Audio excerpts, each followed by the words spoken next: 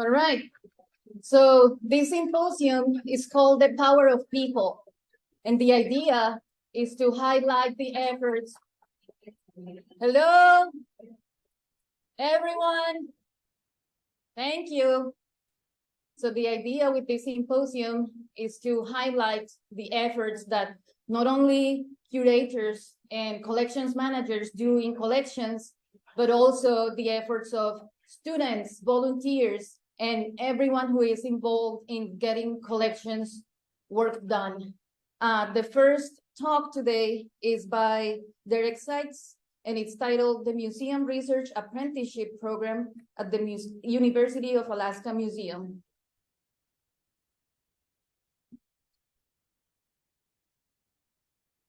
Thank you. Welcome, everybody. So we've got Adam Hebersky as a co-author here, my former master's student, Ashley Smith and Voss Whitmore were undergraduates, so I'll tell you more about their projects. And let us begin. Oh, by the way, I felt there was a lack of beetles yesterday, so I've scattered some beetles throughout the talk, including this lovely Scaphanotis at the start. Thank you. Just to get you oriented, Alaska is, of course, our largest state, the only U.S. state in the Arctic. We have the greatest evidence of climate change and quite an interesting and complex biogeographic history with Beringia and our connection to Asia in the past. The little red dot shows approximately where Fairbanks is in the middle of the state, very interior location. We don't have any non-native ants established, and there's no mosquito vector diseases yet. And I'm saying this in part to entice people to come visit, kind of a pristine ecosystem, as it were. And I'm also going to entice you with our discovery curve. So in terms of documenting species in the state, we're close to about 9,000 non-marine arthropods at this point, and with the Russians having begun in the mid-1800s, and there's a nice picture of a staphylinid. I have to practice calling the sylphids a staphylinid, but it is a plant-feeding staphylinid, so very interesting there. But notice the curve has no plateau, right? And we based on what we know in Sweden, with 33,000 insect species alone in Sweden, our 9,000 species could easily double, maybe triple. So come help us document our fauna. Some lovely pictures. We got Southeast Alaska, rainforests, South Central on the Kenai Peninsula, interior Alaskan boreal forest and subarctic, a mixture of birch, aspen, and spruce, alpine zones in Southeast, volcanoes and other islands in the Aleutian Archipelago, going well into the Eastern Hemisphere, which screwed me up once when I was recording lat longs, and I forgot to add the E instead of the W. Aleutians are beautiful treeless landscapes. The Bering Sea has the Pribilof Islands, which used to be a high point on the Bering Land Bridge, and has a bunch of very interesting endemics. My grad student Taylor's looking at those. The island of St. Matthew further north, very depauperate, but still a very interesting place to visit. And Gates of the Arctic National Park and Anatutu Pass, where caribou migrate through this pass and long over 10,000 years of human occupation. So our museum in Fairbanks, Natural History Museum of the state. So we have mammals, birds, we have ethnology, archaeology, and art, as well as the insect collection. The insect collection is our youngest collection, starting in the year 2000. We have here just a photo of some of the lab techs and grad students and undergrads who've been helping out in our prep lab. The database that we have, so we begun, as I said, in the year 2000, and when I was hired in 2006, I started aggressively databasing our incoming material, and I'll explain how we've managed to do this in a moment. but we just passed the 400,000 record mark, representing over about 2 million specimens, and that's because there's a lot of specimens in vials. Each vial is one record, but there could be dozens of specimens in vials, which I'll get to in the later part of this talk. These represent about a little over 4,000 species that we've identified in the collection so far, and of course there's a lot of unidentified material, so we probably have a lot more than 4,000 species, but it'd be nice to get up to that 9,000, at least the documented number we know from the state. And we've been DNA barcoding as many of these as possible to build a library so that we have multiple representatives of each species in the Barcode of Life database so that people can use DNA barcoding in the future for identification work. We're seeing that happen more and more with meta-barcoding and eDNA work and gut content analysis and all this kind of stuff. Most of our specimens, about 3/4 at this point, were collected after the year 2000. So these are good for DNA barcoding. They have precise geocoordinates, and most of these were born digital, which is one of the beautiful things and has allowed us to build this huge data set. I'd like to say that most specimens have yet to be collected. We think about all the specimens in the collections of the world today will eventually become a minority of all the specimens in the collections of the future. So while we're collecting those, we don't want to add them to the undigitized backlog. And this is the more traditional method on the left. You collect your specimens, you type the data into a computer to make labels, you add the labels, you identify and sort the specimens, and then maybe decades later, you get money for people to read those little labels and type the data back into the computer. And that's not a very efficient way to go about it. So this born digital or database before you label approach is how we've done it, where we collect specimens, type the data into the database to make the records and the labels.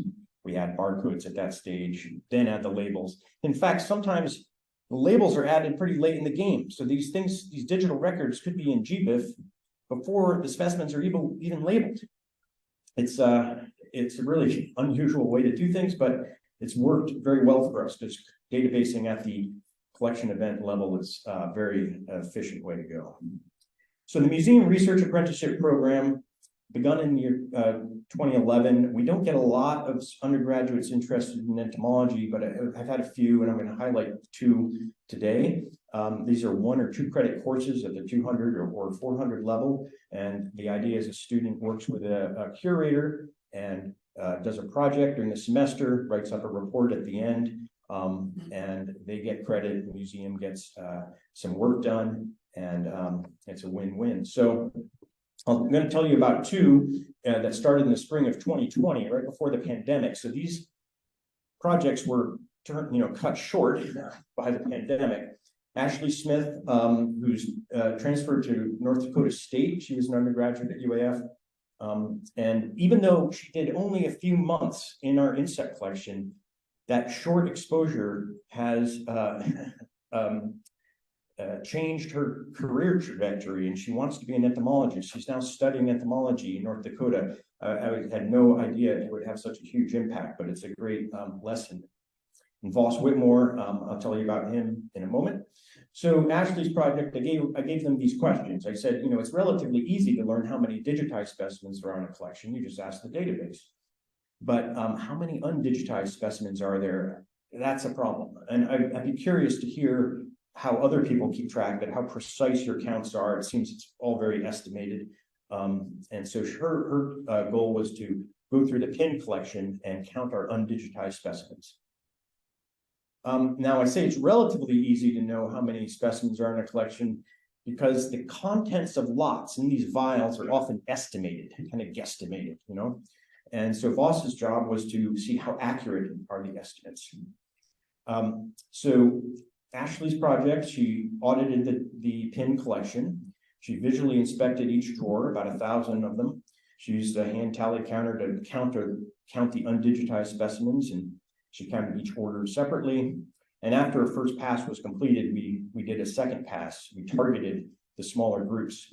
So it's very easy for her to do this because our specimens have these barcode labels on them that are visible from above. So you can see these ants There's some that are digitized, some that aren't. You just have to count the ones that weren't. We also put barcode labels on the bottoms of our vials and have them facing upwards, so it's very easy to see which ones are digitized and aren't. But we haven't done the vial audit yet. We want to do that next. So here are the results. So those are the orders listed there, and the number of undigitized specimens in that first column. And so when I saw these results come in from Ashley's work, I said, oh, there's only 16 undigitized Lepidoptera. I'm just going to pull those out and digitize them. And then we started getting through all these others as well. And working with Adam, we were working on the Orthoptera of Alaska. And so we focused on those 1,300 undigitized Orthoptera, which all turned out to be one kind of outbreak species, a couple drawers of those. So after the second pass, after we focused on those, we got a lot of those undigitized counts down to 0. But there were still some big problems, like the Diptera, for example, close to 15,000 undigitized specimens. And so these are our actual digitized records, and that's what this is sorted by. So we have more digitized Coleoptera than Diptera, but actually more Diptera specimens. And so Diptera, we're at only the 83% digitized, whereas Coleoptera, we're at 99%. And of course, these 100% digitized are temporary, right? We're going to be getting donations. We have material in the prep lab that isn't in this count. So those numbers are always in flux. So Thales, who you heard talk yesterday, he has been doing massive improvements to the Diptera collection. And before he left UAF, he got a small grant to work on the Diptera collection and digitize those 15,000. So we've had lab techs doing this, and we've done close to 8,000 specimens since July. So our hope is to get the Diptera up to that 100% digitized level. And Ashley's project resulted in an editor-reviewed manuscript that was published in the newsletter of the NSOC. So she got a nice resume line from that. So the second project was looking at the vial lot count estimation. So oftentimes, if it's not terribly important for a project, when we look at a vial like this, we go, oh, that looks about 20, maybe 50 specimens somewhere. We take a guess. And so Voss was going to see how good these guesses were.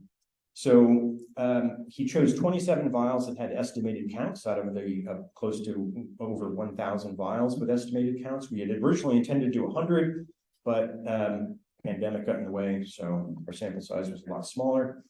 And he performed exact counts if the original estimate was 200 or less. And he did a subsample extrapolation with a gridded petri dish for those that were more than that. The data were non-normal, so they were log transformed, and we fit a linear regression, and then we compared counts with a Mann-Whitney U-test. So first, was our 27 vial subsample a good representation of the total? Yes, it was. They had non-significantly different medians between our subsample and the full count. Here are his results. So those are the 27 vials listed as rows. The old count that were estimated with a guesstimation, jelly beans in a jar approach, and the new count more precise. And you can see the totals at the bottom. The new counts were about twice the specimen totals as the original estimates. Did the precise counts differ from the estimates? Yes, significantly different. We found about 30% were overestimated originally, and 70% were underestimated. This was our linear regression, and when we used this formula, we calculated that our original 272,000 estimated specimens in those vials, probably closer to 420,000 specimens in those vials. So at least we're being conservative with our approach. And his project resulted in another editor-reviewed publication. So it's hard to keep track of undigitized specimens. The estimation procedure is pretty good. It's conservative. And the MRAP program is a win-win for students. Thank all the affiliates and funding agencies who've helped, and lab techs over the years, and a final beetle, because we need more beetles. Thank you.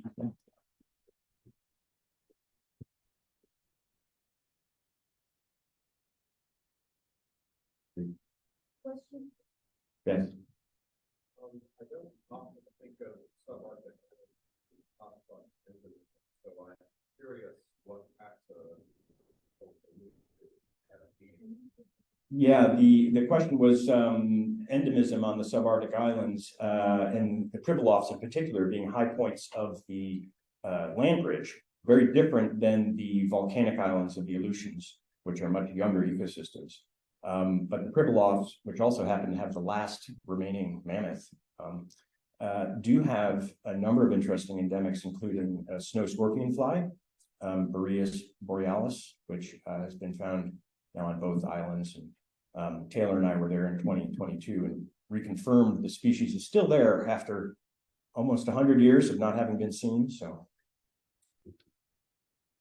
yes.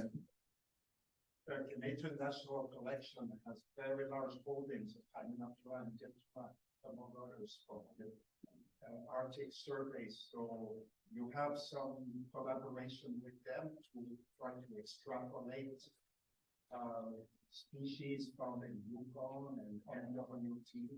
Yeah, quite a few collaborations with Canadian. We are given honorary provincial status.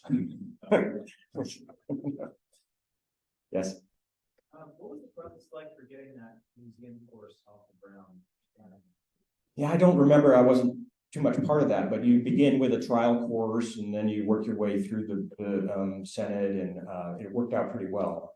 It wasn't, and archaeology gets like 6 MRAP students a year, and I get like 1 or 2 every other year. So it's, but it's a nice program.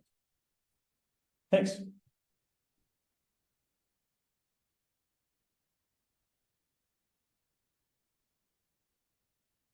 All right, I forgot to orient my presenters. So when I show you the green is because you have 2 minutes left for speaking. When I show the red, it's time up and you're starting to consume your time for questions. And when I start walking towards the corner, that means you need to just finish. Okay, so next up we have Emma Akins with undergraduate entomologist, learning on the fly.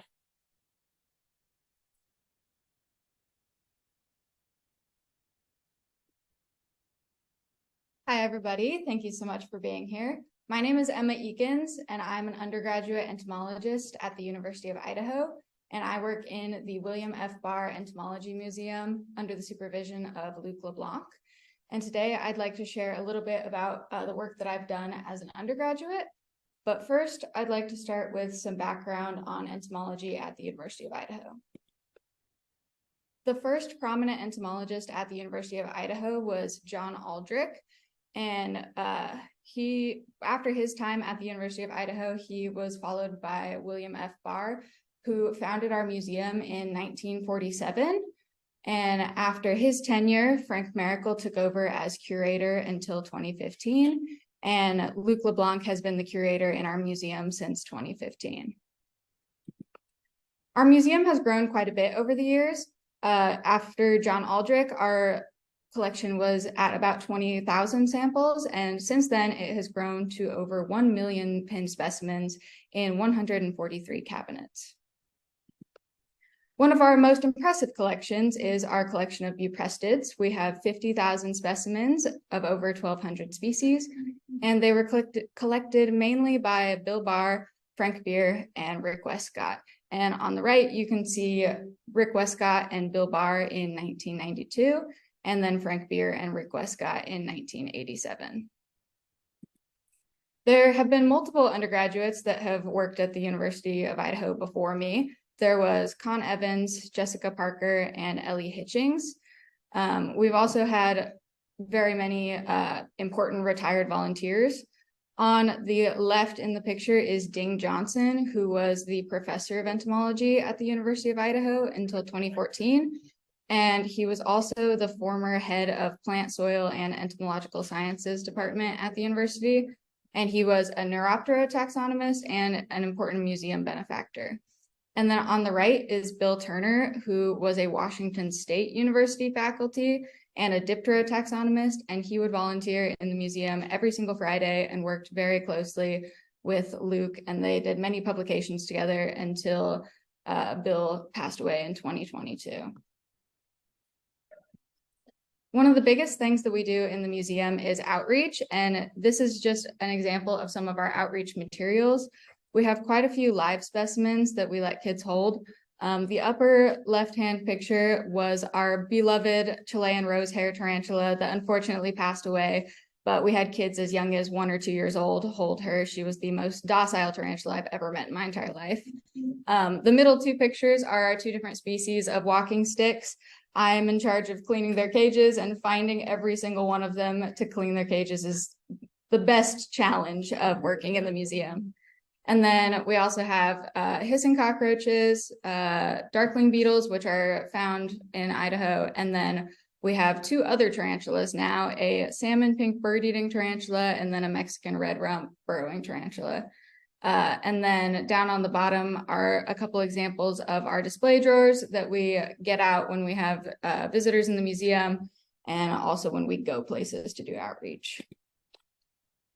Here are some examples of me giving tours to groups that come into the museum.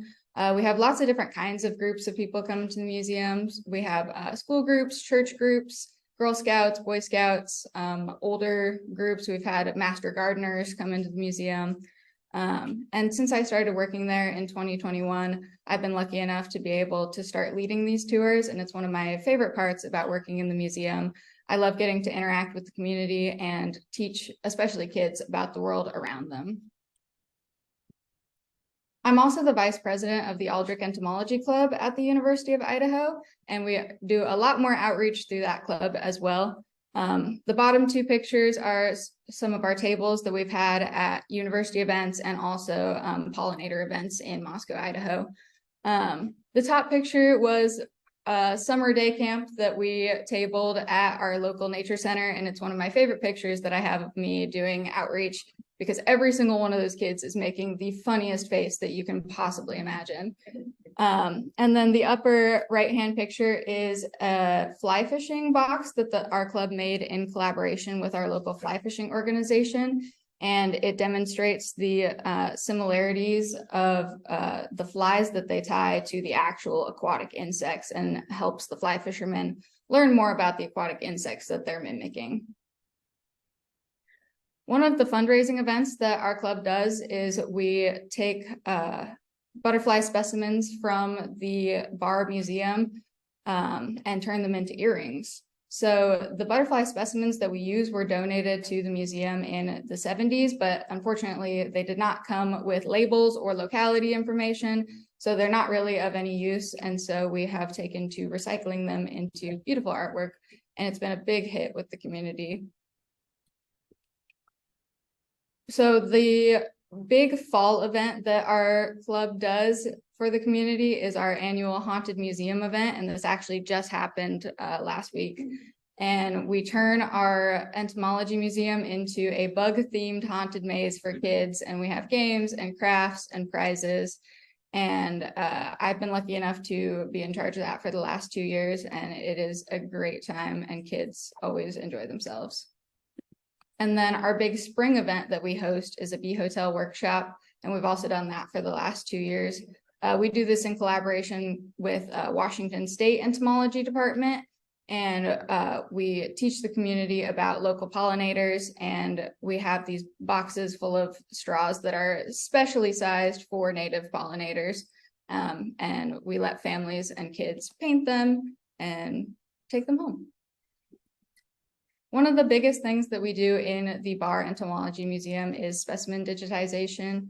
And we like to make sure that when we digitize specimens, there is a productive outcome of the digitization. The biggest groups that we've digitized are the butterflies, which was sponsored through NSF and the LepNet project, and also the tabanids and buprestids.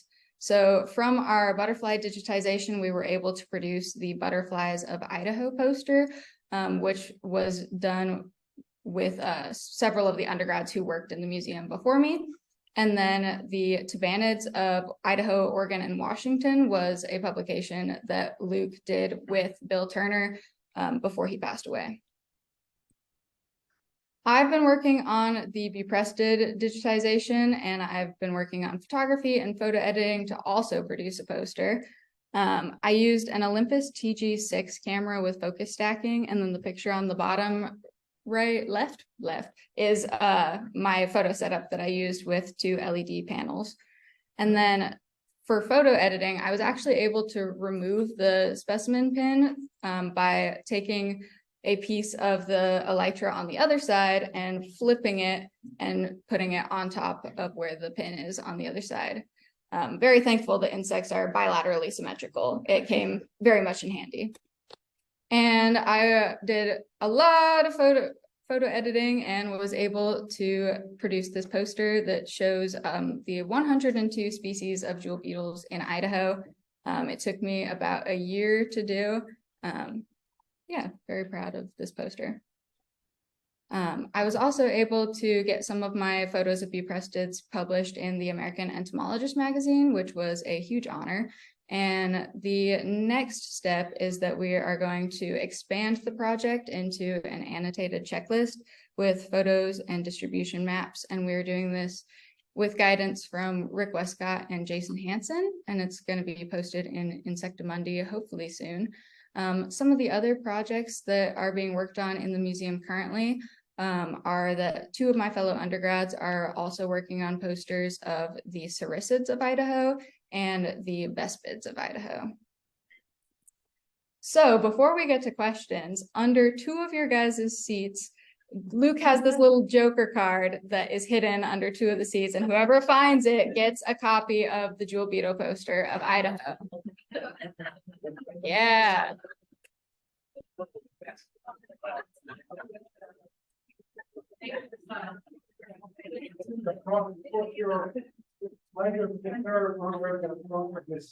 Yeah, check the seats next to you.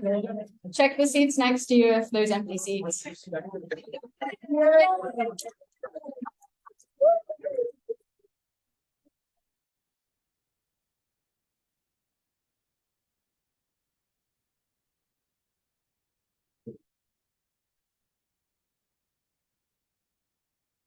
Awesome. I hope you guys enjoy those posters. Does anyone have any questions?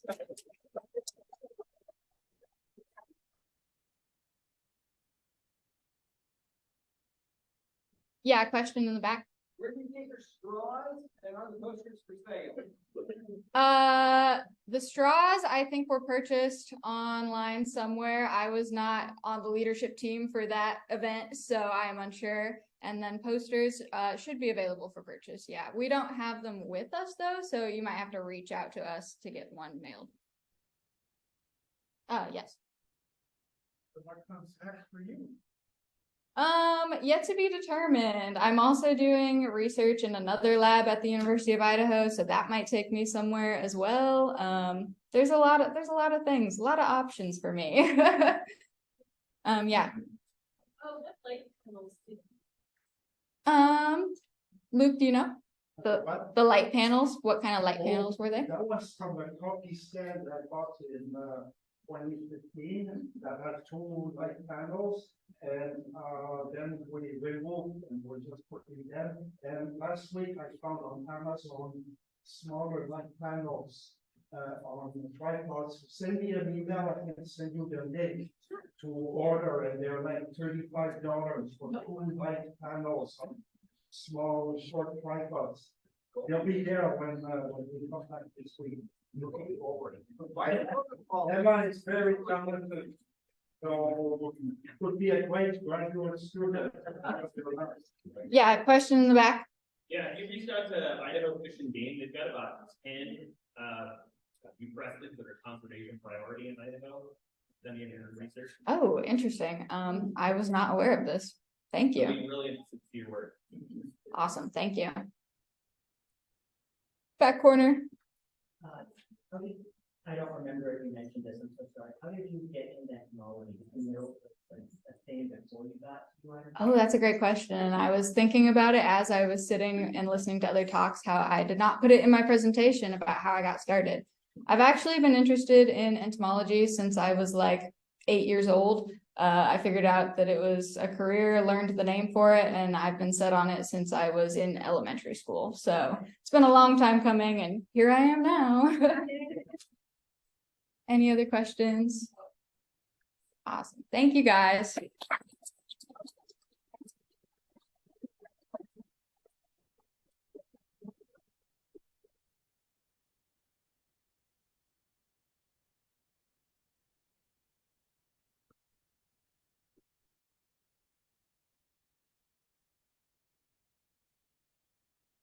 Okay, so next up, we have Ashley Smith with a hidden gem in the sparkling city by the bay, the Corpus Christi Museum of Science and History Insect Collection.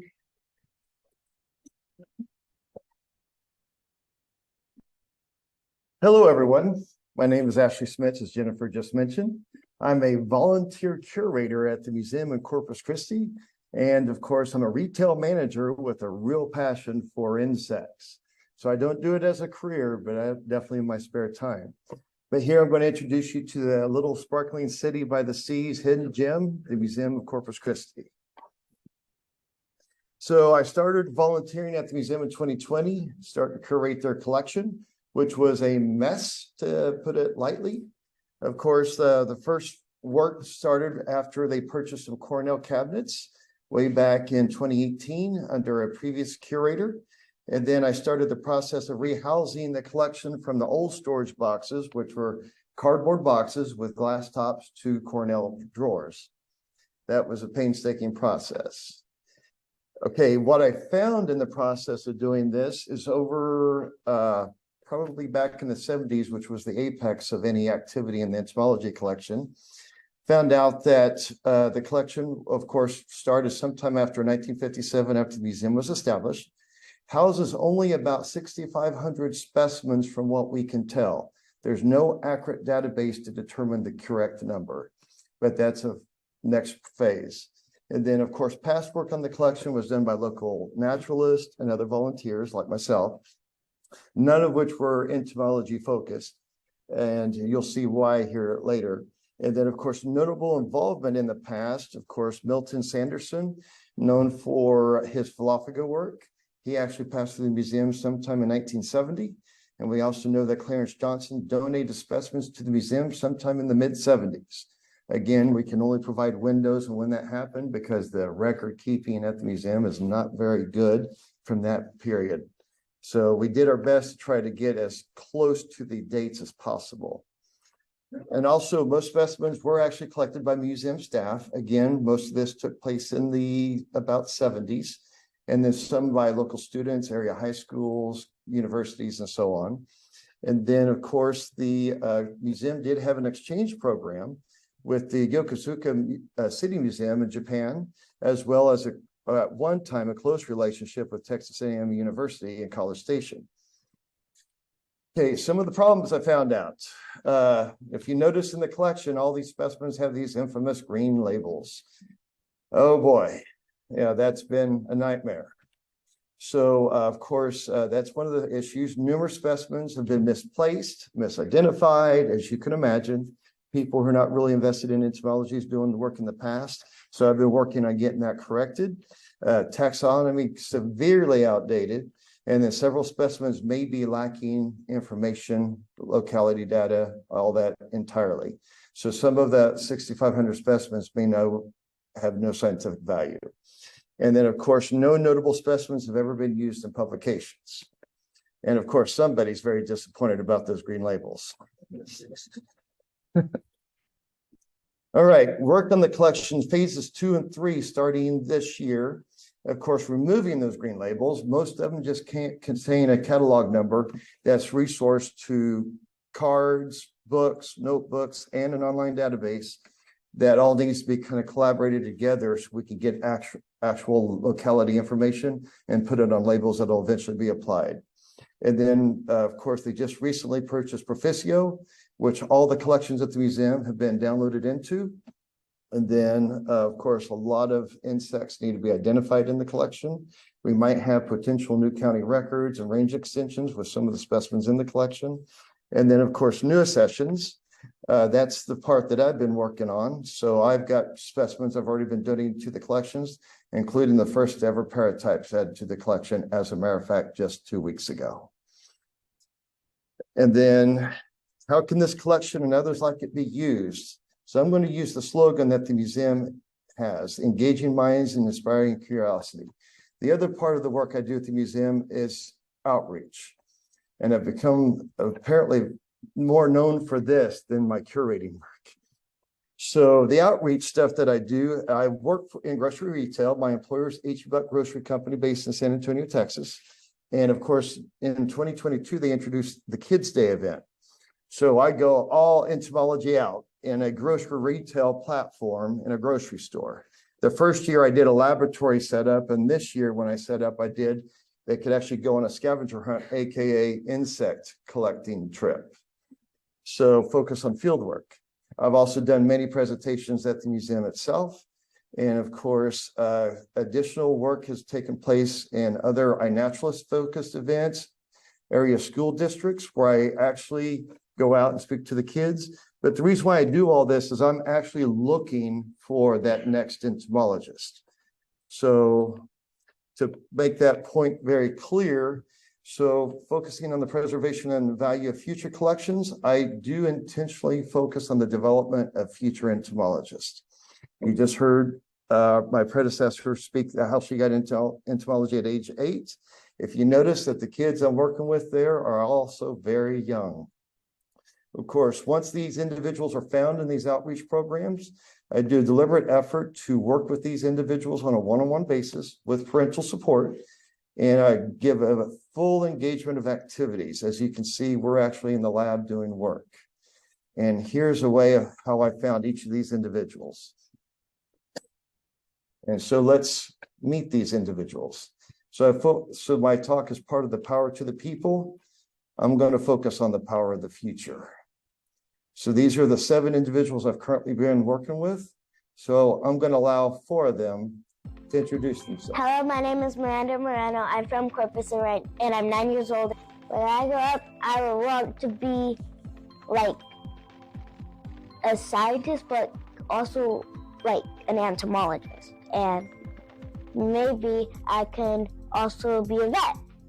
And because like at first my dream was to be a vet, but then I heard about entomology, so I really been thinking about that, and I've been starting to think maybe I should do entomology as a side job when I'm not at work being a vet, because I can still do both, and I'll still be able to do 2 things I love.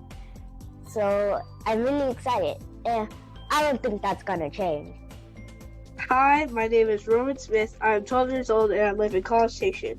I liked entomology since I was 8 years old. My favorite group is Formica. The species I like the most are Anatixana, Poconomymerex barbarus, and Sonos nicta. I connected with Mr. Ashley to help me identify ants I collected for a scout project in 2020. He invited me to go to the museum in Corpus Christi in 2021 and then went on a field hunt for insects. In the future, I plan on going to college and studying biology and specialize in Formica. Hello everyone, my name is Chiwinya David. I'm 16 years old and I live in Uganda in a city called Kampala. I'm a student at Seta High School Mukono, Balala campus, and I have a very big love and interest in entomology. I have a very big interest of collecting bugs, insects, butterflies, and different things, all the species of insects. I got this love of entomology when Mr. Ashley came to Uganda. He had come to collect some species that I actually didn't know about, but when he came, he became an inspiration to me. I really love the work he does, and I would really want to be like him in the future. Thank you for listening. Thank you for your time. My name is Chiwinya David. May God bless you. Hello, Hello, my name is Leah Harris. I'm 22 years old from San Antonio. High school is where I started becoming interested in entomology, which then led me to get a bachelor's degree in it, and I'm currently on the path of getting my master's. I met Mr. Ashley in 2020, and in 2021 I got to visit the museum. I'm interested in taxonomy and collection creation, specifically for the families Cuculionidae and Bupressidae, and I'm grateful for all the people in my life who have nurtured and encouraged my interest in entomology.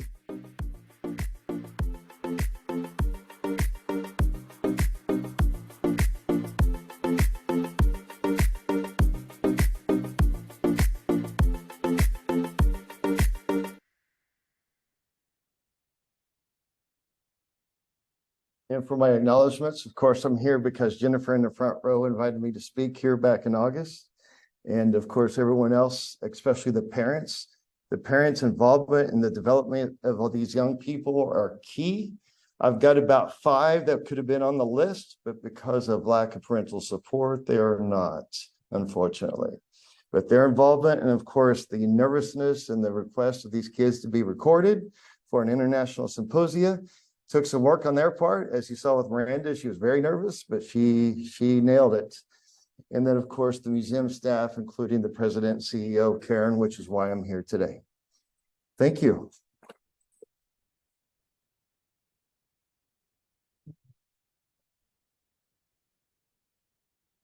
Any questions?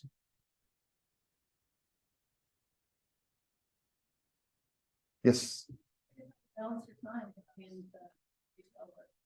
Well, it's a challenge. As you can imagine, pretty much every spare moment I'm not sleeping outside of work is devoted to my work in entomology, including all my volunteer work, curating my own collection, and then, of course, the countless Zoom meetings I have remotely with a lot of the future entomologists I'm working with. Yes, sir. What sparked your interest? Well, it started my freshman year in high school when Caroline Hildinger, my biology teacher, had us do a collection. And I already started to excel because we only had to collect 8 orders and 40 specimens. I collected 106 specimens and 15 orders. So I already started to kind of tap into a hidden passion I did not realize. Unfortunately, I didn't pursue it in an education format. And I've been in retail since that time, pretty accurately. However, it's something that stuck with me. And I've just recently, in the last 7 years, really tapped into my passion. But since I missed out, I'm going to make sure the next generation doesn't. Any other questions? All right, thank you.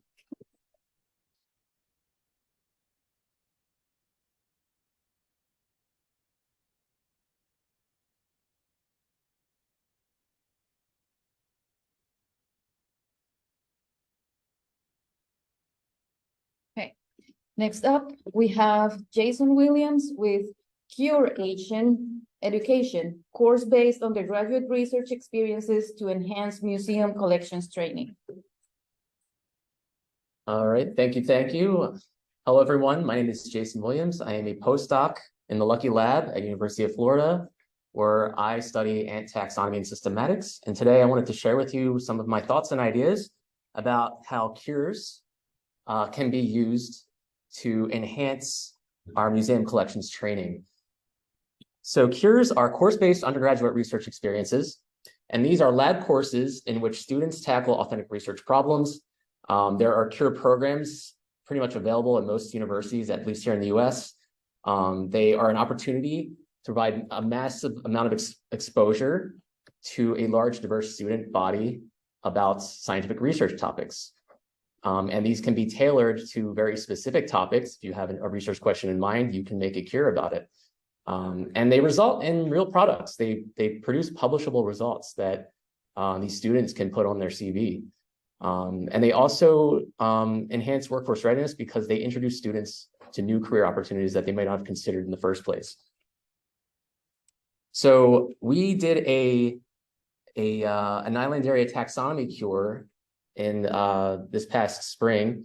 And so Nylandaria is this large, near globally distributed ant genus. And we had 45 students from 2 universities. So it was University of Florida and our partner university, Towson University. We had them work together, collecting and analyzing morphological data for 174 Mesoamerican ant specimens for about 25 species, most of which appear to be new species. And the undergraduates, like I said, get co-authorship. So they get co-authorship on new species descriptions from this work. So at the end of the course, we had a Nylanderia cure poster symposium in our department, very specific topic for a symposium. But they were all very excited. For all of these students, this is like their first time presenting any sort of research at all. And they presented their findings, and all the faculty were very impressed. 8 of these students managed to come with us. We have an army of undergraduates here that will be, you'll see them at NSOC. They're presenting tomorrow. We have 4 posters and 4 student talks. They'll be presenting some of our new species, and they're very excited to do that. Please go support them and encourage them to keep being taxonomists, please. They're great kids. Here's our instructor team. As pretty much being Dr. Nylanderia at this point, myself, I was the research lead for the instructor team. But again, this is a very collaborative effort. So we had Dr. Lapola at Towson University was our collaborator, and he ran a cure course at Towson while we ran at the same time ours at University of Florida. And so ever since this course, I've been thinking about how can cures help collections. And I'm going to be preaching to the choir probably for a little bit here. But I wanted to kind of outline some of the challenges that we face in taxonomy and collections-based research. I don't know where research went, but so these challenges are taxonomic preparedness, the taxonomic impediments, and specimen workload. So taxonomic preparedness is a term coined by Quentin Wheeler in the 1990s, and it's basically why our taxonomy is important. It gives us a predictive understanding of biodiversity, which allows us to understand more about ecology and conservation, allows us to understand biosecurity and IPM. And I published a couple of years ago a paper about what we found are over 15 globe-trotting Nylanderia species. These are species that are human, they travel the world by human-mediated dispersal. And I really highlight the importance of understanding these species, especially those that are morphologically cryptic, when we go to understand biological invasion. The second challenge is the taxonomic impediment, which, if depending on who you ask, might have 2 meanings. Some people see it as an impediment to the end users, the people that are trying to make identifications using keys. So this is the applied side of the taxonomic impediment. But Brits et al. In 2020, there's a lot of great literature about the taxonomic impediment. And I really like this paper because it breaks it down into 3 challenges in the taxonomic impediment. And so Brits et al. See the real impediments as those that are impediments to the practice of taxonomy. And that's the research side. I'm going to talk, so they talk about funding, training, and permits. I'm going to talk about training today. So education has been changing. We see less and less of a focus on taxonomy and organismal biology. And natural history museums are basically the last bastions of taxonomy. However, in 2008, Quentin Wheeler, again, he proposed the new taxonomy, where we would move away from a small scale cottage industry of taxonomy to a much larger, more collaborative team sport of taxonomy. The other challenge is specimen workload. So there's a lot of untapped potential in any unprocessed material that's just not being used for study. And when we get overload and backlog, where we have a rate of receipt that exceeds processing capabilities, that's something that we could use more help with. And then finally, preservation. So if maintenance is not keeping pace, then degradation of our specimens is inevitable. Just ask you, have you checked your ethanol collection lately?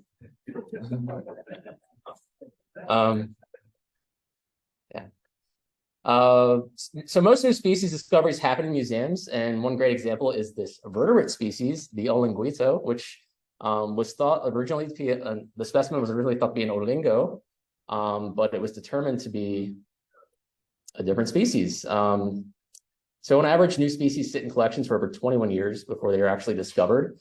And so this made me wonder, does extinction actually happen inside the collection, where if you have specimens of a rare species that hasn't been described yet, if those specimens deteriorate before we even get to them, then are we missing something? So how do we overcome these challenges? Well, when it comes to training, I think my answer is we need more taxonomists. Very simple. And so the goal would be to improve the taxonomy workforce. And so I've come up with 3 objectives that we could use to do this. There's the recruitment stage, where we establish a workforce readiness pipeline. There's training, where we can use museums as training grounds for new taxonomists, doing collections-based education. And then refinement, where we would go back and evaluate the pipeline and align it with employer and stakeholder needs. So how do we do this? Well, cures. I think cures are the conduit of the pipeline, and that they can help us meet these 3 objectives. They recruit from a diverse student body. They are based on research training, and they have built-in assessment tools already. Yeah. So what does successful recruitment look like? Well, think about what got you votes. So this is me discovering ant biodiversity. We need to provide opportunities for students to have this experience. And a lot of them can be at the undergraduate level. So this is how I envision the pipeline. We have these undergraduate programs, and we want to pipe them into careers in taxonomy and collections. So we can make cures about taxonomy, about museums, curation, identification. We can generate partnerships between academic programs and museum personnel. And here's just a list of the standard cure learning objectives that you might see. It's describing the scientific method, identifying challenge in scientific research, critically reading the literature, using best practices with data, effectively communicating the research findings, explaining the advantages and challenges of global research collaboration, and reflecting on personal career goals. You can also add additional objectives based on your specific research question. So when it comes to training in collections-based projects, we can have groups of students team up with museum personnel, curators, identify real-world problems in collections and in taxonomy. They can team up to curate specimens and data and then generate publishable results. So you think of like dichotomous keys, collections of images, all kinds of things. Oh yeah, and here's an image of some of our cure students sorting ant pictures that they printed out to species, putative species. They had a lot of fun. So in short, students can help you turn this into this, performing all kinds of different tasks while working on their projects. So it's mutually beneficial to the collection and to the students. And the 3rd step is refinement, where we do needs assessment. We can ask 3 questions. What training and experience do employers and stakeholders seek? Do academic programs currently meet these needs? And then how do we align our cure objectives, our pipeline, to meet these needs? So the data are student pre and post course surveys, student performance assessment, for example, identification tasks or curation tasks, how are they doing? And then employer and stakeholder surveys to see what they think. What do you think? Like what do our students need?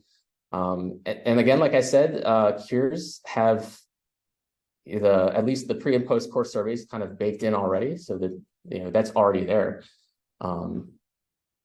So in summary, I think we need to adopt the cure model and establish a workforce training pipeline to get our taxonomists to find our taxonomists and get them into museum collections. We can train these students using collections-based research projects, and then we can assess how that's going and iterate on it and make corrections and keep going through the cycle. If you want to learn more about cures, I want to point you toward these 2 talks. Anthony Oletta and Andrea Lucky. So Andrea is going to be speaking about more specifics about the Nylondaria cure. I think she'll also have some results from the post surveys, the pre and post surveys of that cure. And then that's basically all I have. So thank you for listening, and thank everyone that I've talked to about some of these ideas. I'd be happy to take any questions. And again, please check out these student presentations and support them.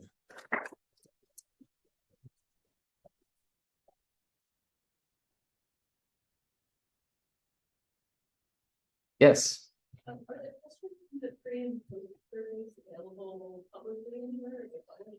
Yes, they are published. I can't remember offhand the authors of that publication, but I do have it somewhere.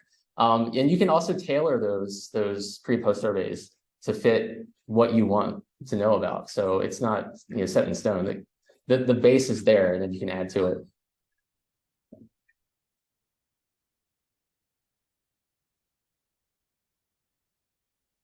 Oh, sorry. Yes.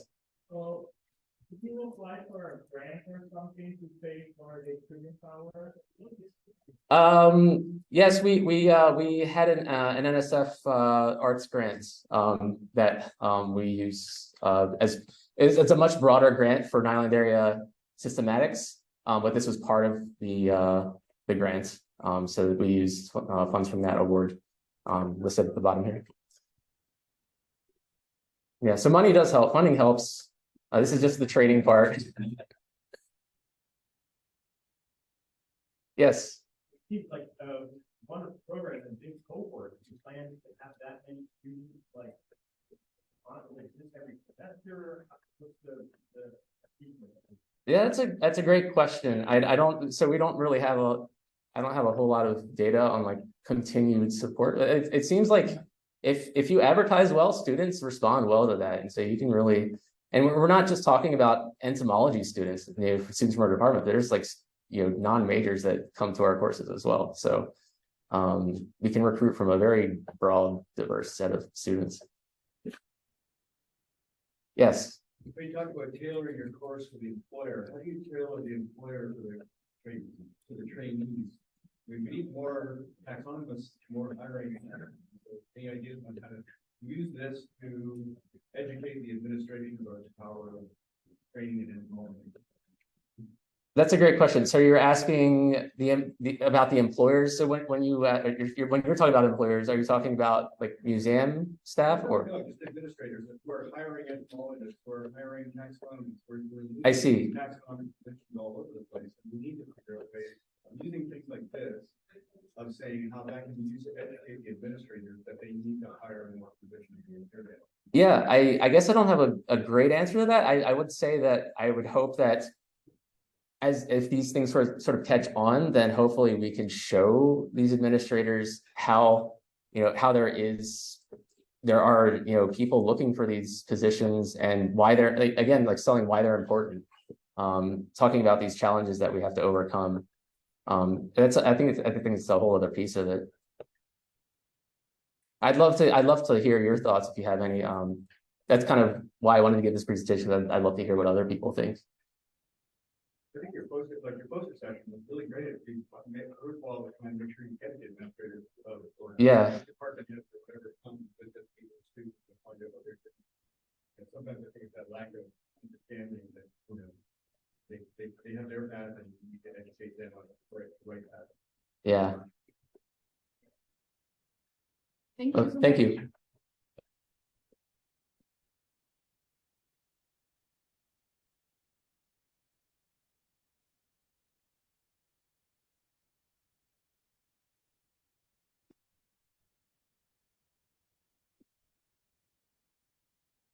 So next up, we have Aaron Hoag with undergraduate journeys in confocal laser scanning microscopy for insect collection digitization. And this one is one that I'm particularly envious about. I wish I had that kind of toy.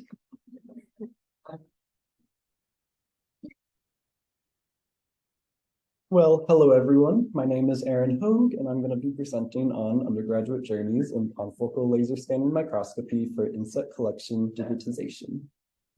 A little bit about myself. I'm a junior at the University of New Hampshire, where I'm studying sustainable agriculture and food systems and I've been working in the insect collection since my freshman year. And then my co-author, Tucker White, graduated from UNH last semester with a degree in marine, estuarine, and freshwater biology, and has been working in the insect collection since 2020. A little bit about digitization at UNH.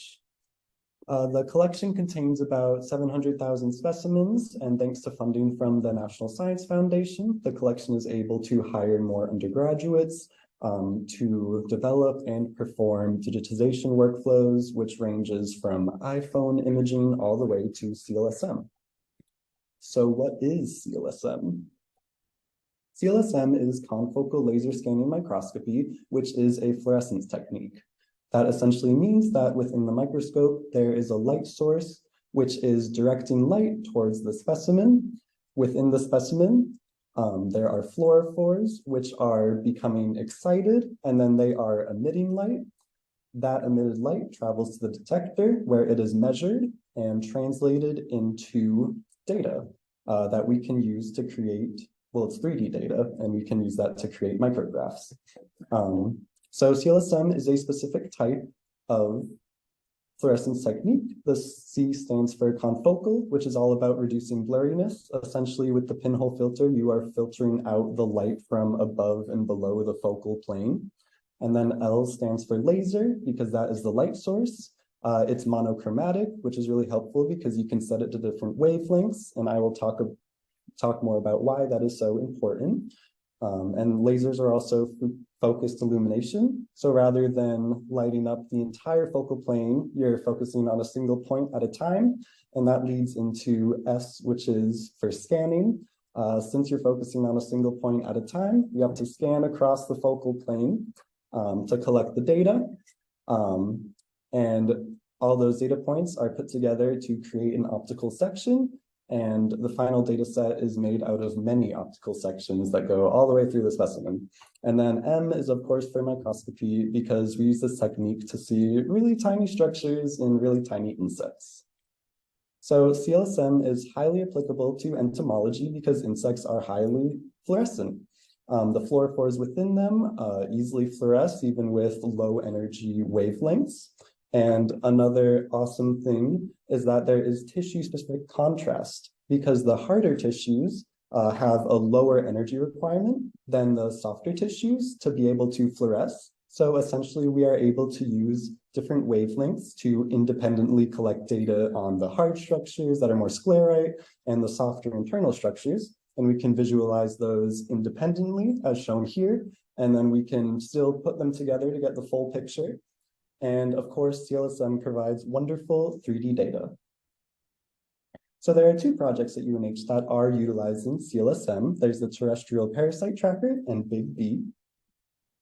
The TPT project is being carried out by my co-author, Tucker White. It involved using CLSM to create micrographs of Canada balsam slide mounted lice specimens. There were over 300 specimens. And this contributed to his own undergraduate research. I mentioned earlier, he majored in marine biology. So he chose to do some more work on seal lice, which are a truly marine insect. And he actually found a cetal structure that is new. So a new cetal structure that is connected to the seal lice, which is amazing. He presented at the undergraduate research conference and won. So, and then in terms of outreach, there was an exhibit created with his micrographs where visitors could match the micrograph to the bird that it parasitizes. And then in terms of the Big B project, this is my focus. So it begins with Theodore B. Mitchell, who was an entomologist and published Bees of the Eastern United States, volumes 1 and 2. These books contain so much data about the diagnostic features of these bee species and include details on the male genitalia, which is of course diagnostic and varies a lot between species. And UNH was actually able to borrow his specimens that he used for this research. And so they arrived in that old wooden crate, and I organized them and began imaging them. I imaged the bodies with macrophotography and also some of the genitalia that were not slide mounted with macrophotography, but then it came time to CLSM. And the thing about it is these slides are Canada balsam. And for like the past 10 years that UNH has been doing CLSM, they've been very scared of Canada balsam because it is orange and highly fluorescent. That means that we needed to find wavelengths that fluoresce the genitalia within the Canada balsam, but not the Canada balsam itself, creating a picture with nothing. So we did find wavelengths that were long enough to only fluoresce the genitalia. We set those as presets on the confocal microscope. So that each time you go to use it, you just click Canada balsam and you are set to go. And then from there, you individually have to set the saturation for each slide. When I first began doing this, I was so incredibly scared of oversaturation and losing data that I was undersaturating, and I was just getting really faint micrographs. So I learned the balance over time. Some more about the workflow. We still have to image the dorsal and ventral scan because the laser, like, the data is better if you're doing it dorsally. Yeah, the data is not like 360 if you just do one side. And then for steps, we found that 100 steps is the most efficient because you're not getting that layered cake effect in the micrograph, but you're not like overdoing it and wasting time. And then in terms of the scan time, there's a huge range because some specimens are much tinier than others and that affects the time a lot, but generally 2 to 4 minutes once you set everything up and hit go. Yeah, and that also depends on the resolution and the scan replicates. And then we use Fiji to volume render this data. Oh, and you can see one of those is a GIF. It's moving ever so slowly, or maybe it's not, might not be working. Oh, it's moving. So ta-da, these are some of my favorite micrographs I've created. So I was actually able to compare my micrographs to scientific illustrations created by Mitchell. And I found that his models are fantastic general models. They emphasize what makes each species unique. And they're a great learning tool, which is why they belong in databases such as Discover Life, where they currently are. And then my 3D micrographs were much more individual, obviously, and they provided more detail and very accurate proportions. And they're also a great research tool because they contain so much data. I also compared my 3D micrographs to my bright field micrographs, and those are much more surface level. And the 3D micrographs really show those internal structures, and you see a bit more of the spatial relationships. So a bit of reflection on CLSM. There are, of course, challenges. The confocal laser scanning microscope at my university is booked and busy because there are so many people using it for different projects, which is amazing. It just means that I have to schedule well in advance a time slot. There has been some drama about people scheduling time slots and then not going, but it's not targeted at anyone specific, just an email. And then of course, I included the top picture to show that there's a very broad setup with a lot of settings on it, and that can be very intimidating. And I initially went for an hour-long session just to learn how to navigate it. So it does take a while, not only to learn, but also to become efficient with. And that also means that if someone uses the microscope before me and changes something about the setup or settings, it takes me a little bit to figure out what they've changed because I don't even use all the settings. But yeah, like I said, it can be intimidating, but we have created the workflow that makes it much less intimidating, and you're only adjusting what you need to. And then in terms of the slide mounted specimens I'm using, there is some variability in them because they are pretty historical. They're from the 60s. And you can see on the bottom that there's a lot of missing data. That's due to cracks in the slide itself. Sometimes there's also like paper covering part of the specimen. There's lots of things that are strange with it. And then there are, of course, many benefits to this technique. It is very sophisticated data. It is high resolution, and it has that tissue-specific contrast where you can see the soft versus hard tissue. I included an example of, it's a cross-section of a Nizonia head, and on the top it's CLSM, and on the bottom is micro-CT. And then CLSM is, of course, an efficient way to create 3D data. It is comparatively affordable and time effective. And my favorite part is that it inspires and aids undergraduate research. I'm able to look at my micrographs that are meant for digitization and still see a lot of data there. And it's very accessible for things like volumetrics and morphometrics. And even just looking at the micrographs, I start to ask questions. So moving forward, lots of universities do have confocal laser scanning microscopes, but not all of them are using them for insect collection digitization efforts. So I'd like to see more of that bridge. And I also want to see CLSM being used for more undergraduate research. For me personally, my future plans depart a tiny bit from CLSM. I'll still be doing that, but over last winter, I was dissecting genitalia out of male and female Andrena species. I did over 350 specimens and then sent those to Germany to the synchrotron. And I'm working with Dr. Thomas van de Kamp to get those imaged. And then I will be essentially evaluating those for to evaluate antagonistic coevolution. So what patterns are there between the male and female genitalia?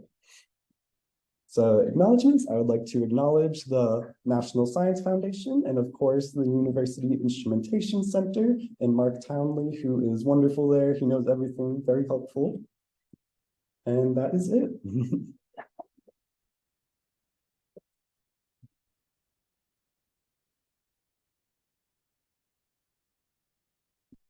Yes, in the front.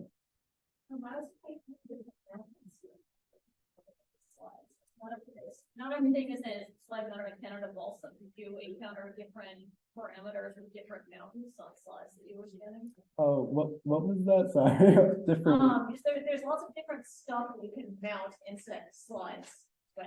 So some might be Canada balsam, some might be per mount. There's all kinds of different stuff you could use.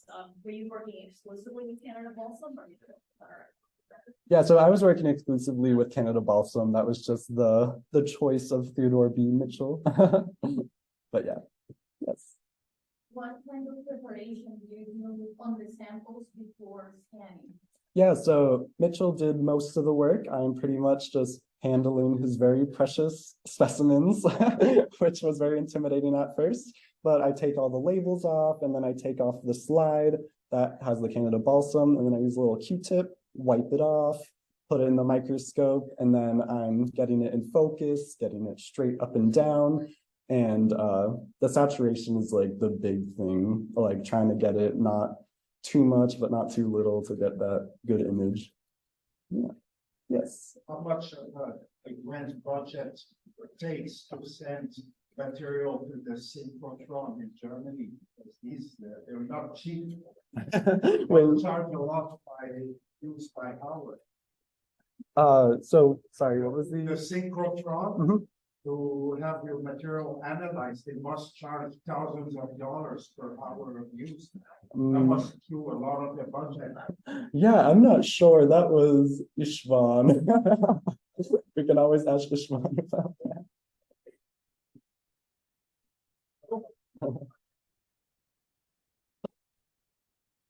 Yes. So the data that you get back, I'm just thinking about the outreach. Is it possible to do like a 3D print of these genitalia, as big as your head or something? Yeah, actually, Ishvan was talking yesterday about how he heard that 3D printers are not as expensive as he thought they were. So I think that means we might get one, and we would be able to translate this data and get those 3D actual models. I think would be very cool.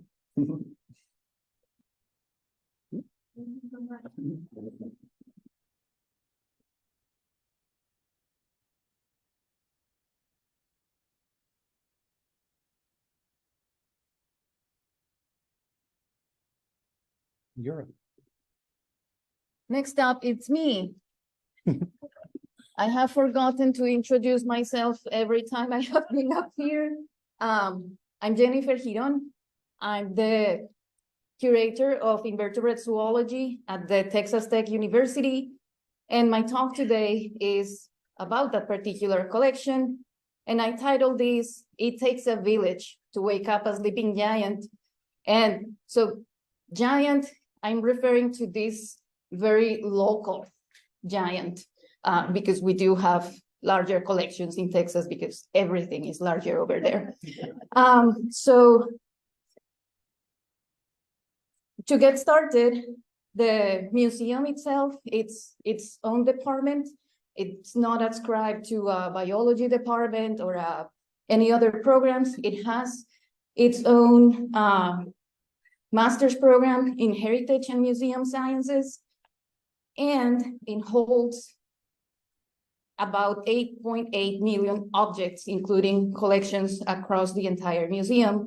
Those are 6 divisions: anthropology, art, clothing and textiles, history, paleontology, and then natural history, which is called the Natural Science Research Laboratory, which is the one that holds the invertebrate zoology collection. For some reason, most of the students that get into the master's program go to anthropology, arts, paleontology, history, and most of the students that we get using the collections of natural history are students in the biology program, for example.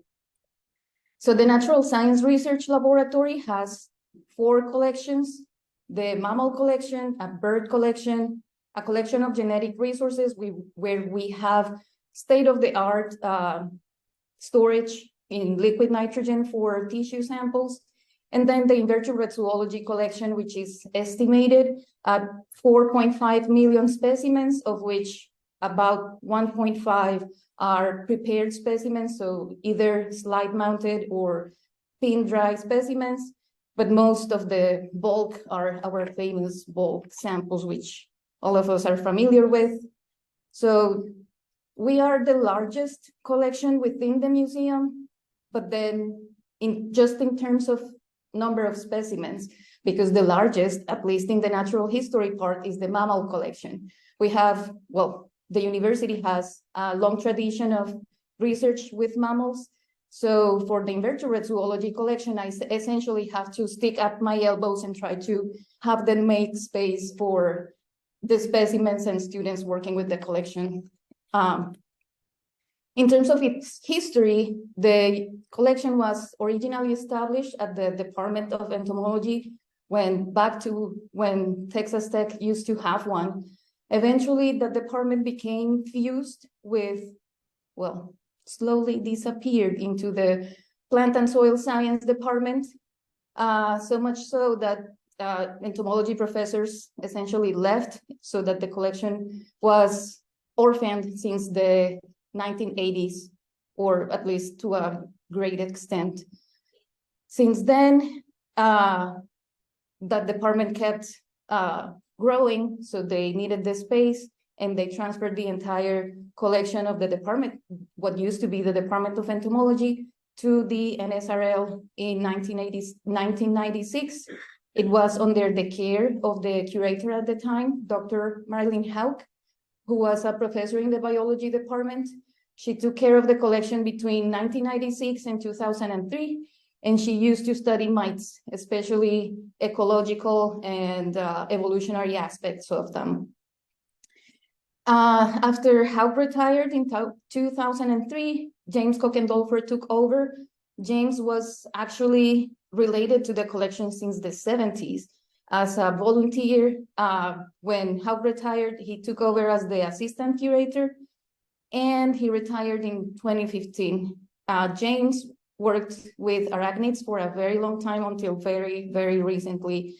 And so the arachnid collection is in a very good state, but then his personal collection, because of museum paperwork and things like that, he ended up sending it all to the American Museum. So since then, since he retired in 2015, the collection was once again orphaned until about 2018. In terms of its composition, the collection has that entomological collection, which includes a lot of agricultural important materials, and that's the bulk of the pinned collection. A lot of it is identified to species. Then we have a large collection of medical zoology. So these contains endo and ectoparasites, and it's about 33,000 slide-mounted specimens. Then we have a collection of miscellaneous projects at Texas Tech, led by different faculty through the years. There's a good collection of ants of Texas collected in the 70s, and a large collection of Texas playa lakes that makes up the bulk of our bulk samples. Then we have a very interesting collection, which I think I would argue that is probably the most interesting of our holdings. We have a large collection of materials that were confiscated by the US Fish and Wildlife, and it is composed of about 40,000 dried specimens, mainly butterflies, moths, and beetles. This is just a very tiny sample of that.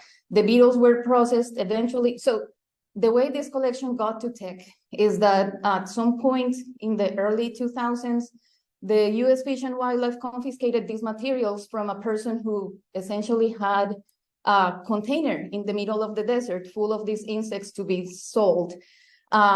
Since the person didn't have collecting permits, or the specimens were not properly imported into the US, they confiscated this material, and the intention originally was to just incinerate everything.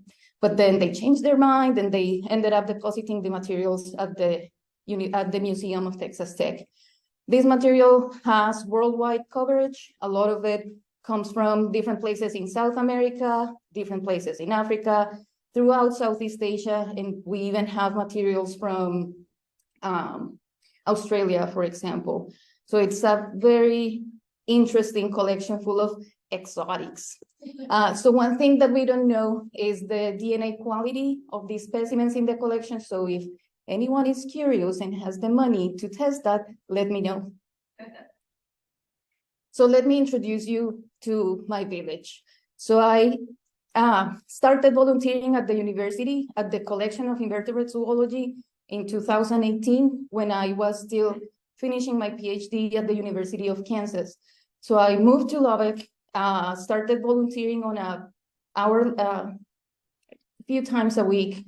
Then I returned to Kansas, came back, pandemic happened, but then I started, and I probably will organize, so I was volunteering originally, then in 2020, they hired me hourly, and then in September this year, they finally made me a full-time curator.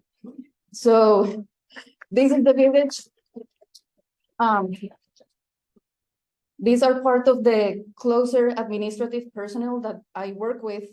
There's Dr. Bradley. He's the director of the NSRL and curator of mammals.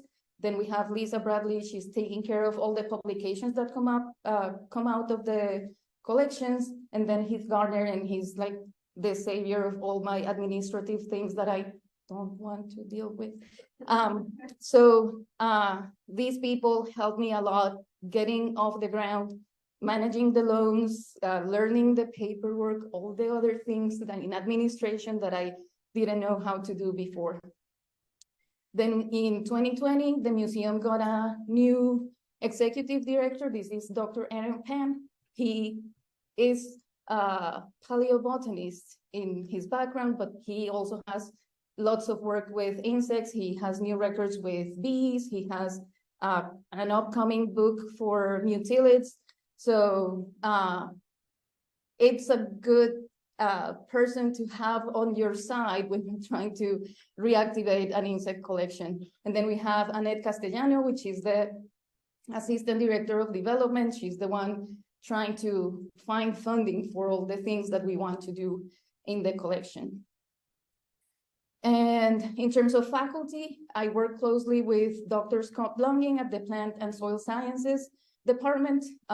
He's the entomologist at Tech. Unfortunately, we only have essentially one course for entomology, at least one that is in person. And he has helped me a lot recruiting students to work with the collection. And then Dr. Joe Manthai, he is in the biological sciences department, and he recently got a career grant to work with ants. So I'm working with him to deposit his specimens in the collection to make at least ourselves more visible. And so both of them have currently PhD positions available. Dr. Longing works with insect communities and plant pollinator networks, and Dr. Manthai is doing work in genomics of carpenter ants, especially in the region of the Sky Islands in the US. So if anyone has students potentially interested in these topics, just let me know and I'll get you in touch with them. In terms of the students, one of the students in the master's program that has worked with me in the past is Alisa DeWell. She started organizing a workflow to use online available free tools to expedite the process of digitizing, and she presented this at the conference. Then we have Shelby Hernandez, who is an undergraduate student. She's around here somewhere. Shelby has taken advantage of a bunch, like any ideas that I said, you should present at this conference. She does it, and you should apply for this scholarship, and she has done it. So she's been with me for long enough time that any opportunities that I come across is like, you should get and do that. And she has taken advantage of all of that. Then Trier Hodge, she helped us digitize some arachnids from the Virgin Islands. And so all these projects that have to do with digitization, specimens, become opportunities for the undergraduate students to do research and for doing some professional development. I also had Sofia Rodriguez, who was one of the students working with the confiscated butterflies. She presented her work as well, and she got an award for this work that she presented. Then Rachel has been digitizing our rubberflies. Lillian has been curating our mantis collection and is about to start with the stick insects. Other people who has helped a lot with these, Susan Rowe and Sally Shelton. They work with the Lubbock Lake Landmark, and they have offered opportunities for me to do some outreach. So they have a summer camp that is called a conservation academy.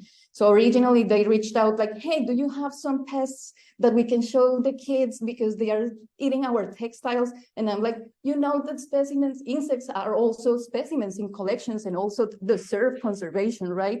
So we started working together to integrate insects in their themes for these projects. So then I also have the opportunity to work with the exhibits group. We have a little case showing some of the insects in the collection. And I have also been able to take insects to tiny kids and realizing that I don't know how to talk to little kids. More recently, I have been interacting with the Entomology Club. And the photo on the left is, we had a Halloween event last weekend where they took care of the entomology table because of course I have to do with the mammals. But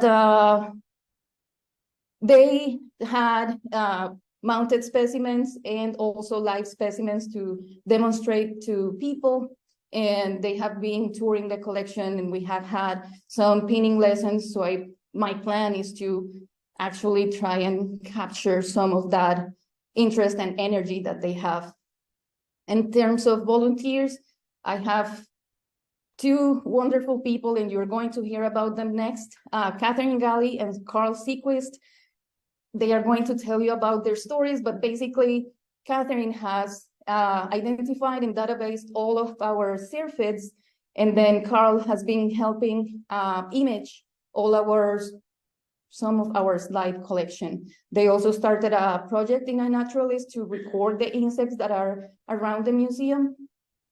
And here they are, Carl and Catherine in the back, the director of the museum, and Dr. Longing and Annette in the corner, all of them going with me in the field.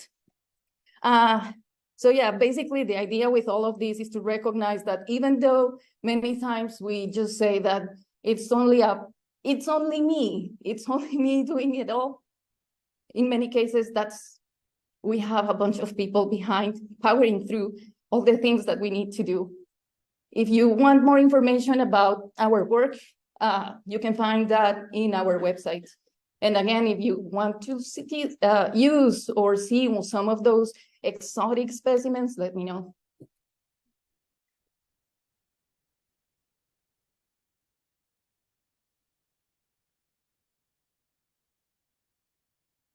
Any questions? I think I ate all my questions time anyway. Yes. The confiscated material, is specimen data associated with all? So the question is if the confiscated material has information with it. For some of it, yes. Some of it would say locality, like a city in a country, like Satipo in Peru, and have a date.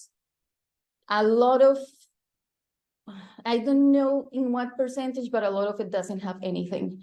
We have like 4 drawers full of these morpho butterfly, 400 specimens on each drawer or something like that, with no data whatsoever. But some of it does have some information.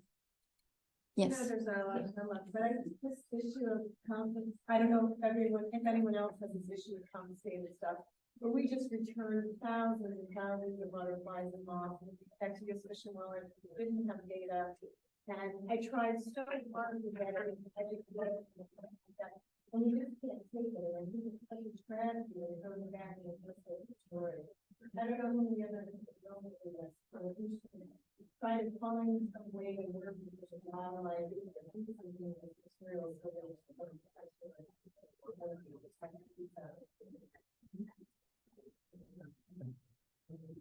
All right.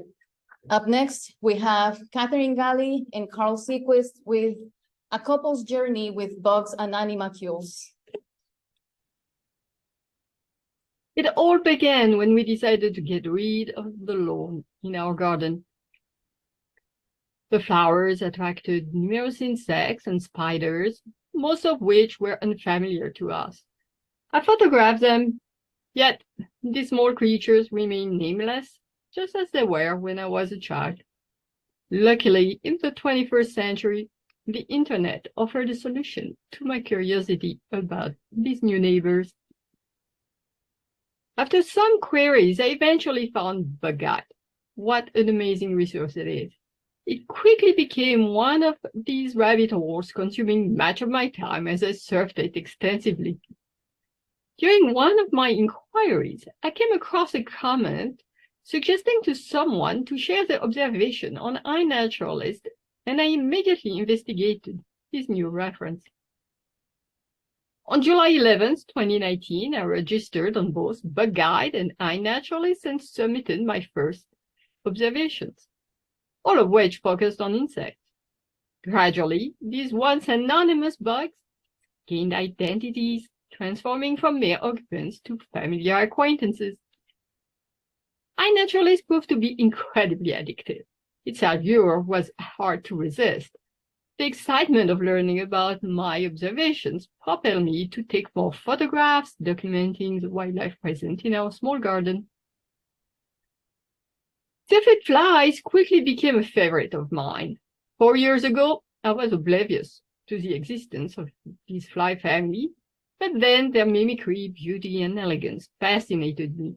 They were like miniature hovering works of art.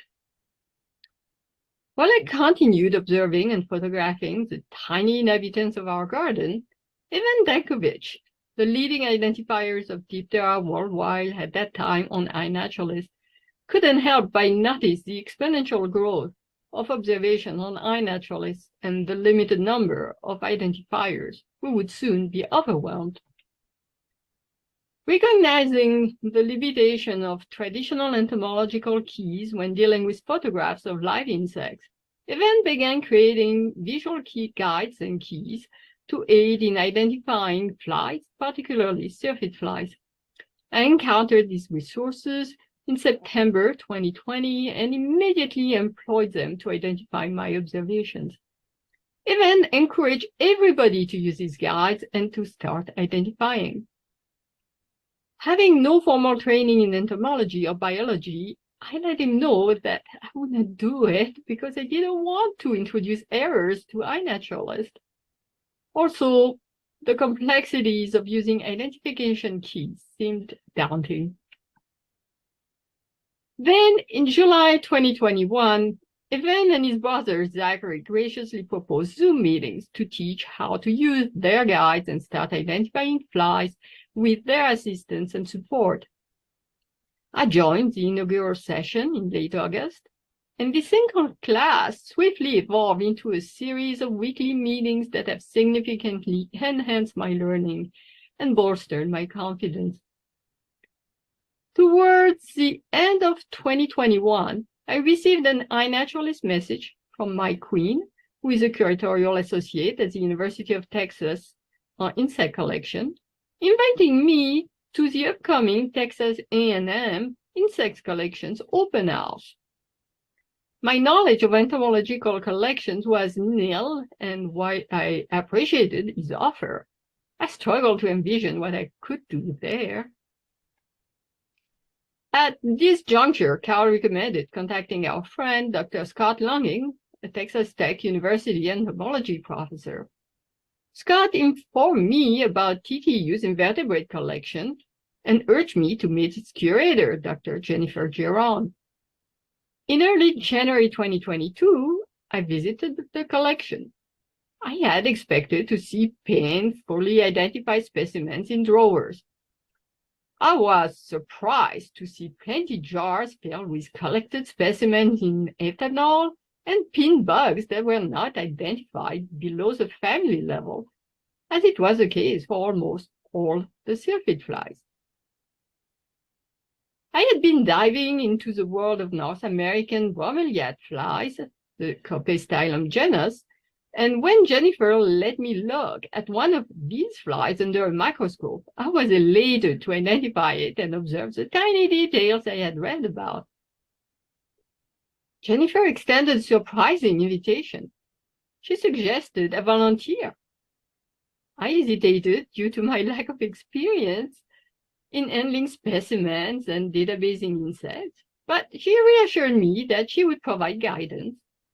I embraced the opportunity and became a volunteer. Though maneuvering pin bugs can at times be nerve-wracking, over the following year, I learned a lot about curation. I identified most of the sylphid specimens in the collection. I also database them, and I'm photographing the most representative specimens to help others learn how to identify these flies from photographs. After a couple of months of fulfilling volunteering, I suggested to Carl that perhaps he could be interested in the parasite collection. This led to Carl's tour of the invertebrate collection. I had been following a slightly different path from my wife before meeting Dr. Jennifer Giron and beginning to volunteer at the invertebrate collection at the Texas Tech Museum. I too had started photographing insects.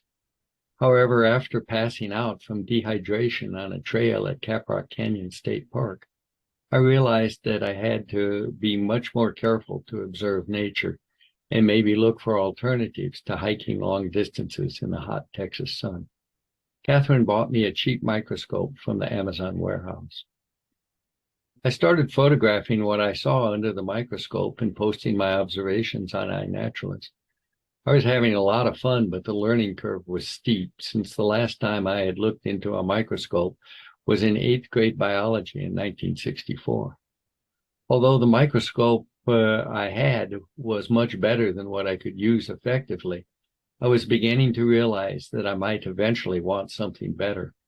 I needed to get advice from some experts. Catherine came home from volunteering at the invertebrate collection and told me that they had an icon compound microscope.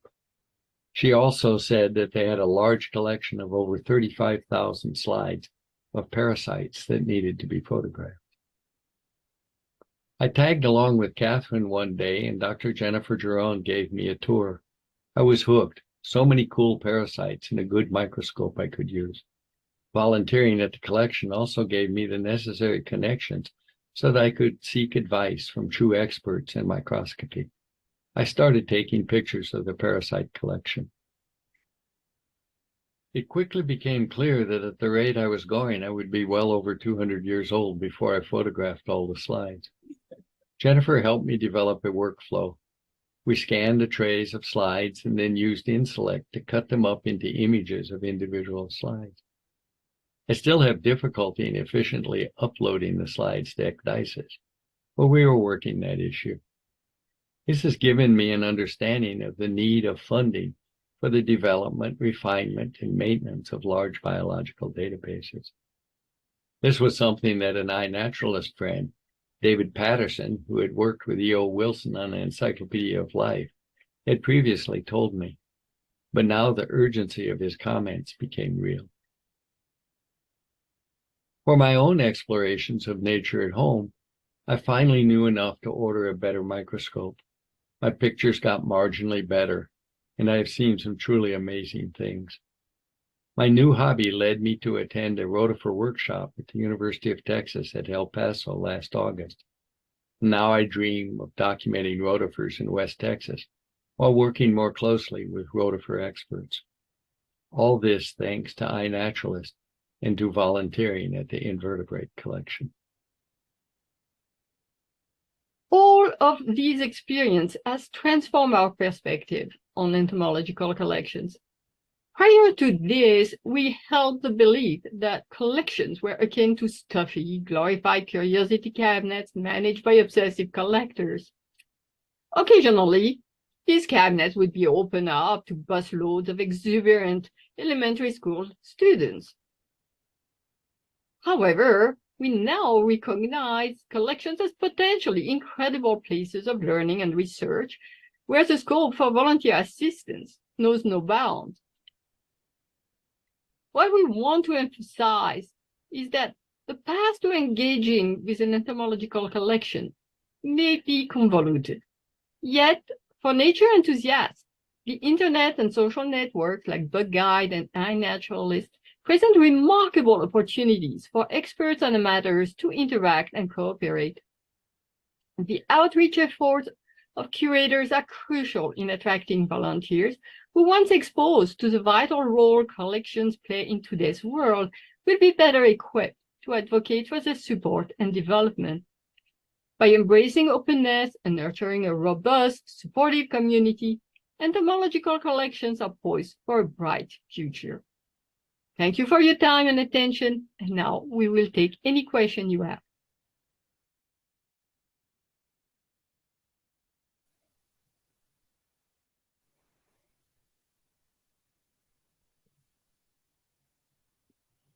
Hello.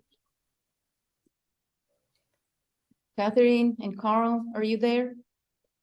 Yes, present. Here and present. Any questions for them?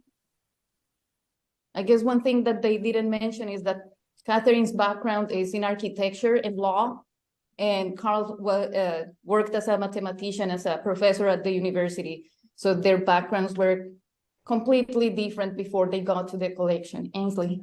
Carl, question, just why rotifers? So a question for Carl, why rotifers?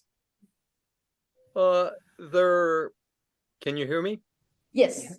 Okay, they're big enough so with my microscope I can actually see some of the internal anatomy, and that makes it very appealing to look at and to play with. On the other hand, some of the tiny flagellates are so small that I can't really pick up with the equipment I have the details. Thank you. Tommy. For those of us who want to engage better with the volunteer community around us, how would both of you recommend that we start reaching out to that community?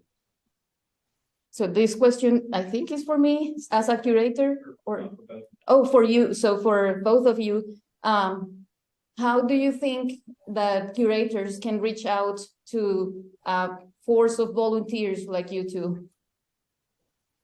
Well, I can answer that. I would say social networks like iNaturalist tend to be a wonderful place to reach out. I think if my queen had never sent me this invitation to visit an open house, which I think is an important part too, I would never have inquired about entomological collections because I had no clue. Really, when I got that invitation, I was so baffled and it was so surprising. And so visiting the collection, the local collection, and that Jennifer involved me so much was very important. In fact, last year we went and saw the open house at Texas A&M, and it made sense at that point, while it would not have made sense. It's a process that takes time. It's something that is not very, very fast in the process, but it builds much better solid connections. So yeah, iNaturalist is great. I think open houses are probably a great way to involve people. Thank you. Any other questions? Go ahead. Just curious how many insect taxes you recorded from your urban garden. Oh, so this is, they are asking if, how many insect taxa have you recorded from your garden? Probably close to 600. And this is just the front lawn of a house and the backyard, I think. Yeah. Yeah. Yeah, that's it. And it's a 1/5 of an acre. And it's dry Texas. Yes, yeah, for sure. Well, thank you so much, you two, for being here and for agreeing to do. I would like to say one thing, if I could. Go ahead. If Zachary Adanko is in the audience, he's a very impressive taxonomist and an absolutely wonderful teacher. And he's in high school, I understand. And so if he's there, please reach out and interact with him. He's a key to why we're here. Thank you. All right.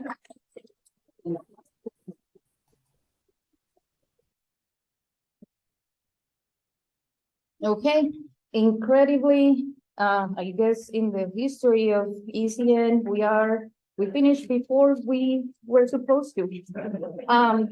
So thank you everyone for being here.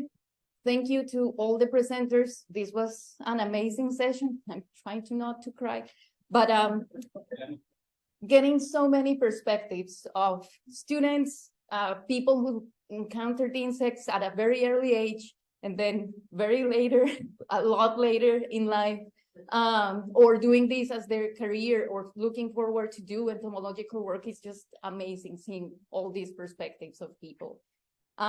With this, we close. Do we have any final words?